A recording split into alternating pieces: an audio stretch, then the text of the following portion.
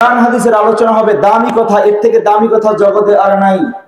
দামি কথা বলার জন্য যে পরিবেশটা তৈরি করে দেওয়া হয়, নবী কয় নাজালাত আলাইহিমুস সাকিনা, এই প্যান্ডেলটার উপরে আল্লাহর স্পেশাল রহমত সাকিনা বৃষ্টির মতো বর্ষণ হইতেছে। আচ্ছা বলেন, এই ঘোষণা বাহিরে যারা আছে তাদের জন্য হয়? তাহলে ভিতরে ঢুকতে হবে, তাহলে প্যান্ডেলের বরকত আছে না নাই?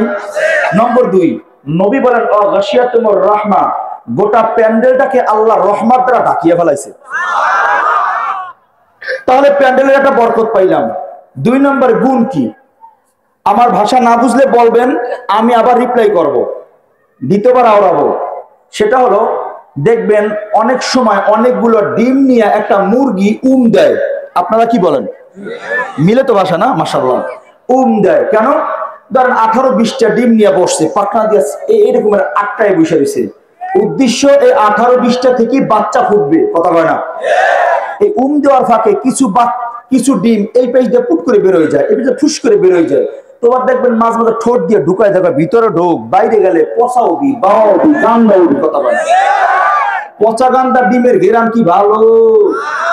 গুড় গন্ধ সহ্য করা যায়, পচা ডিমের গন্ধ সহ্য করা যায় না, ঠিক না? মানে এই জন্য কি করে, ভিতরে ঢুকায় দেখে, ভিতরে ঢোক, বাইরে যাস না, পচা কাঞ্জে হয়ে যাবি, গান্দা হয়ে যাবি। এই জন্য মাঝে মাঝে ওলামায়ে কেরামও ডাকে, বাবা আসেন প্যান্ডেলে আসেন, প্যান্ডেলে ঢুকলেই খাঁটি হবেন, বাইরে আগ্রায় পইরে গেলি বাবা গান্দা পচা হয়ে যাবেন। এই জন্য ভিতরে ঢুকাই দিতে চাই। এবার আমরা অনেকে বুঝি না, আশেপাশে সোজা হয়ে দাঁড়াই থাকি, কথা কয় না? রাগ করবেন না, আমি আমার ভাষায় বলতেছি, সোজা হয়ে দাঁড়াই থাকে। এত বলে ওলামায়ে কেরাম, ওই যে ঘোষক এত করে বললো, এরপর দেখো সোজা হয়ে খাড়াই দিতেছে ঘোষক। ওরে বক্তা, তুমি বরিশাল দিয়েছো, তাতে কি হয়েছে? তুমি যত কও, আমি বলবো না, কথা হয় না। আছে না নাই? বাবা আমি আপনাদেরকে প্রশ্ন করি, এই পাশে ওযু করতে গিয়ে দেখলাম ধান ক্ষেত, কথা কয় না? দেখবেন যেই ছড়ার ভিতরে, ছড়া বলেন না, ধান খাটি, ওটা এমনি নত হয়ে যায়, আর যেটা সিটে সোজা থাকে। বাতাস যত এই দেবেন নরে, নত হয় না, কথা কয় না? যাদের ভিতরে আল্লাহর মহব্বত, কোরআনের মহব্বত আছে, এরা এমনি নত হয়ে বসে যাবে। যাদের মধ্যে মহব্বত নাই, কি এইরকম কাজ হবে না, সোজা হয়ে থাকবে। আল্লাহ আমাদের নত হওয়ার তৌফিক দান করেন।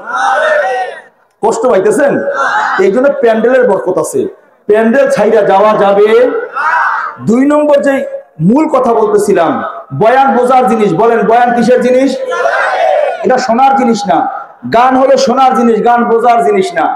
কারণ দেখবেন এই বড় বড় ট্যাক্সে অনেক যুবকরা ভাড়া করে লয়ে যায় না? হ্যাঁ, যুবকরা ঠিক আছে নি, নিয়ে রাত্র 12টার পরে গান বাজায়, I M A disco dancer. এই গান তো বাজাইতেছে, তো একজন মুরব্বি গিয়া ধরে বলে, বাবা তুই বাঙালি, তোর বাবা বাঙালি, তোর দাদা বাঙালি, বাংলাদেশের সন্তান তুই, হিন্দি গান শুনলি, এর অর্থ কি বল? ও কয়, মুরব্বি এই গানের অর্থ আমি তো ভালো, আমার ভাইও জানে না, বাপে তো ভালো, দাদাও জানে না, আমার বংশের মধ্যে কেউ জানে না। মুরব্বী প্রশ্ন করে, যে গানের অর্থ তোমার বাপ দাদার কেউ জানে না, এই গান শুনলা কেন? কানের সুর মজা লাগে, তাল মিলাই তাই শুনি। তার মানে গান থেকে শেখার কিছু নাই, বোঝার কিছু নাই। গান হলো শোনার জিনিস, গান বোঝার জিনিস নয়। আর বয়ান হলো বোঝার জিনিস, বয়ান শোনার জিনিস। কিন্তু পক্ষান্তরে আমরা বয়ান শোনায় অভ্যস্ত হয়েছি। বয়ান খালি কি হয়েছি? কার রং ভালো, কার ঢং ভালো, কার সুর ভালো, কার চেহারা ভালো। যদি কণ্ঠ ভালো হয় তাইলে তার লোকের কোনো অভাব নাই। কণ্ঠ যদি ভালো না হয়, খানা দিয়াও লোক পাওয়া যায় না, তাই না? আমরা কণ্ঠের পাগল হইছি। এই জন্য আমার এক ছাত্র কইতো, রওনা করছি মাহফিলে, কাছাকাছি মাহফিল, তো আমার হুজুরা দোয়া করি আজকের মাহফিলে, আল্লাহ যেন আপনার মতো আমার বক্তা বানাই দেয়। এই দোয়া করা যাব না, আমি দোয়া করি আল্লাহ যেন তোমাকে আহলে হক ওলামায়ে কেরামদের শামিল কইরা হক্কানি আলেম বানায় দেয়। এখন কয় না হুজুর, হে তো দোয়া করবি নি, বক্তা হইতে তো আলেম হওয়া লাগে না। কি টক্কর লাগছে কিনা? আমাকে বলে কি বক্তা হইতে কি হওয়া লাগে না, আলেম হওয়া লাগে না। তা আমি তো শোয়া গাড়িতে মাথা ব্যথা করে তো উঠে পড়ছি, মারবেন? আমি মারুম না, তুই যে আমারে বললি এতটুকু যে বক্তা হইতে আলেম হওয়া লাগে না, আলেম নাহলে বয়ান করবি কেমনি? হুজুর 3টে গুণ থাকলে বক্তা হওয়া যায়। কয়টা গুণ? ওই আওয়াজ নেই, ঘুমাই গেছে। কয়টা? আমি বললাম কি 3টে গুণ বলো। ও আমার বলে হুজুর 1 নম্বরে বক্তা লাগবে দূরের, 2 নম্বরে চেহারা লাগবে নূরের, 3 নম্বরে কণ্ঠজ্ঞ লাগবে সুরের। আশ্চর্য ব্যাপার, আসলেই তো বাস্তবতা, কথা কয় না। 1 নম্বরে বক্তা লাগবে দূরের, ওই বরিশাল যাইতে আছে, কি এক আওয়াজ, হ্যাঁ। অথচ এমন আলেম এখানে আছে যার জোতা সোজা করার যোগ্যতা আমার নাই। তার দাম নাই কেন? তার আমার মতো কণ্ঠ নাই, এলেম আছে। বর্তমান জমানায় এলেমের দাম নাই, কণ্ঠের দাম আছে। এই একটা রোগ ধরাই দিলাম। তা যাই হোক, বয়ান হলো বোঝার জিনিস। বয়ান কিসের জিনিস? বুঝবেন কার দিকে? কণ্ঠওয়ালাদের দিয়ে। এক মাহফিল লিখেছি, বয়ান শুরু করছে, আমি কইলাম ভাই আল্লাহর রাস্তায় মাফ চাই, ওনার হয় বন্ধ করতে পারেন, নাইলে আমার বিদায় দিন, আমি চলে যাই। কারণ যা কয় এই কথা যদি এখন ধরাই না দিই তাহলে বিপদ। মানে হয়তো শুনছে কোথাও, শোনা কথা কইতেছে, মানে কোরআন হাদিসের তো ঘাটাঘাটি নাই। এই কথাগুলো বলার উদ্দেশ্য হলো এই, আমরা শোনায় অভ্যস্ত হয়েছি, বোঝায় অভ্যস্ত না। সাহাবীরা বয়ান বুঝতেন, আমাদের নবী লম্বা বয়ান আমাদের মতো করতেন না। 1 ঘন্টা 1.5 ঘন্টা বয়ান করছে, এমন ইতিহাস কোন ওলামায়ে কেরাম দেখাইতে পারবেন না। সংক্ষেপে একটা ঘটনা বলতেছি, সেটা হলো নবী আসছেন, সাহাবীরা বলে নবী বয়ান করেন, আমাদেরকে নসিহত শুনান। নবী মেহরাবে বসলেন, বসে শুধু বললেন, এ সাহাবীরা, তোমরা রাগ ক্রোধ এইটা থেকে নিজেকে কন্ট্রোল রাখবা। একটা জিনিস মনে রাখবেন, রাগ আর প্রতিবাদ এক না। রাগ আর প্রতিবাদ, প্রতিবাদ কারে কয়? অন্যায় পাইলেই ধরাই দেয়, এটা নাম প্রতিবাদ। আর রাগ কারে কয়? রাগ হইয়া তোর মাথায় বাড়ি দেয়, তোর পিঠে বাড়ি দেয়, ঘরের হাড়িটা ভেঙে ফেলায়, এই বিবিরে পিঠায়, সন্তানকে পিঠায়, কথা কয় না, এইটারে কয় রাগ।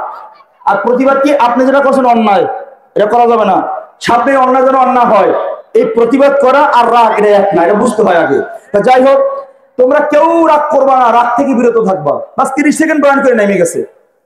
কিতাব বলে সাহাবীরা থরথর করে কাঁপতেছে, কারোর চেহারা বিবর্ণ হয়ে গেছে, কেউ কাঁদতে কাঁদতে বেহুশ হয়ে যাইতেছে। নবী বলছেন রাগ থেকে বিরত থাকো, আমার তো রাগ আছে। লম্বা ঘটনা সংক্ষেপ শুনাইতেছি। আলী রাদিয়াল্লাহু তাআলা জিহাদের ময়দানে গেলেন, এক কাফেরকে পাকড়াও করে শোয়াই দিলেন। শোয়ানোর পরে তলোয়ার বের করছে, জবাই করবে, হঠাৎ করে কাফের থুক মারছে চেহারায়, থুক। তো তার ব্যক্তিগত রাগ তৈরি হয়েছে, তুই কাফের হইয়া আমার চেহারায় থুক মারতে পারোস? এই যে ক্রোধ তৈরি হয়েছে, হঠাৎ নবীর বয়ান মনে পড়ছে, তোমরা নিজেকে রাগ থেকে বিরত রাখবা, কখনো রাগ করবা না।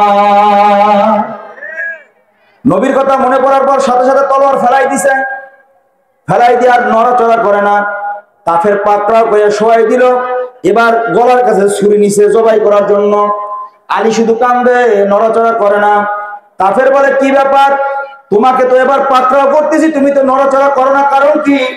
এবার কাফের বলতেছে, জানো, তোমাকে তো আমি সুযোগ দিয়েছিলাম, তুমি চাইলে আমাকে কতল করতে পারতাম, কতল করলে না, বরঞ্চ তুমি আমার তলোয়ারের সামনে শুয়ে গেলাম। এখন তো তোমারে চাইলে আমি কতল করবার পারি, নড়াচড়া করো না কেন? আলী রাদিয়াল্লাহু তাআলা ডাক দিয়ে, ভাই জানো, আমার নবী বলছেন রাত থেকে বিরত থাকবা। প্রথম তোমাকে কতল করতেছিলাম দিনের জন্য, দিন প্রতিষ্ঠার জন্য, দিন কায়েমের জন্য, কিন্তু তুমি যখন আমার চেহারার মধ্যে থুক নিক্ষেপ করছো, আমার ব্যক্তিগত রাগ তোমার উপরে তৈরি হয়ে গেল। ওই অবস্থায় আমি তলোয়ার ছেড়ে দিলাম, কারণ আমার নবী বলেছেন রাগ করবা না। যদি আমার ব্যক্তিগত রাগের কারণে তোমাকে কতল করিয়ে ফেলায়, আল্লাহ যদি জিজ্ঞাসা করে, আমার গোলাম ব্যক্তিগত রাগের জন্য কেন কতল করলাম, আমি আলী জবাব দিতে পারবো না। এই জন্য জীবনের মায়া ছাইরা দিলাম। কাফের ডাক দিয়ে বলে, কি এমন মহামানব যার কথা রক্ষার জন্য মানুষ জীবন পর্যন্ত ছাইরা দেয়? পারবা তার একটা নজর আমার দেখাইতে? হ্যাঁ চলো, ওখানে আমার নবী আছেন। দৌড়ায় নিয়ে গেলেন, নবীর চেহারা দূর থেকে দেখাইলেন। নবীর চেহারা দেখতে দেরি, নবীর পা জড়াইয়া তওবা করতে দেরি করে না। এর নাম বয়ান, এইটার নাম বয়ান। আমরা বয়ান খালি শুনি, বুঝি না। বয়ান শুধু কথা কয় না, কিন্তু দেখবেন বয়ান শুনছে, 2 বন্ধু যায়, রাস্তার পাশে দাঁড়ায় দাঁড়ায় প্রস্তাব করার বিড়ি টানে আর গল্প করে, জানোস আমার দেওয়ানগঞ্জে এরকম ভালো বয়ান কিন্তু ইতিপূর্বে হয় নাই, টানে বিড়ি মতে খারাইয়া, কথা কয় না। তালা বইছে কি বয়ান বুঝলোটা কি? তো যাই হোক, বয়ান বোঝার জিনিস। আমি একবার সংক্ষেপে বলে মূল আলোচনার দিকে আগাইতেছি। আপনাদেরকে একটা বয়ান শুনাইতেছি, পরিচিত বয়ান, যেই বয়ানটা কেউ 30 বছর শুনছেন, 40 বছর শুনছেন, 50-60 বছর শুনছেন, এমন মানুষ এখানে আছেন।